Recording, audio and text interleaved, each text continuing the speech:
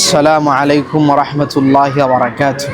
আমি নোমান নদওয়ি মিশর আল আজহার জামে মসজিদ থেকে বলছি।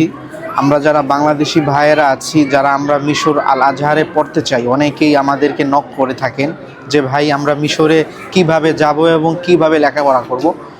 তো তাদের উদ্দেশ্যেই এই ছোট্ট একটি ভিডিও বানানো আর কি, আর অন্য কিছু না। তো আমরা যারা বাংলাদেশ থেকে আসি সাধারণত দুই লাইন থেকে আসি, দুইটা ব্যাকগ্রাউন্ড, একটা হচ্ছে কওমি আরেকটা হচ্ছে আলিয়া। কওমি থেকে যারা আমরা আসব তাদের সানাউয়াতুল উলিয়া অর্থাৎ শরহে বেকায়ার সার্টিফিকেট লাগবে, অর্থাৎ সনদ এবং মার্কশিট। আর যারা আলিয়া থেকে আসব তাদের লাগবে হচ্ছে আলিমের সনদ এবং মার্কশিট, এইটা লাগবে। এইটা হচ্ছে একেবারে সহজ একটা প্রসেস, আর কোনো সমস্যা নেই। আর সাধারণত বহু ভাই বলেন যে মিশর কি গেলেই আমাদের আল আজহারে আমাদের স্কলারশিপ হয়ে যাবে কিনা।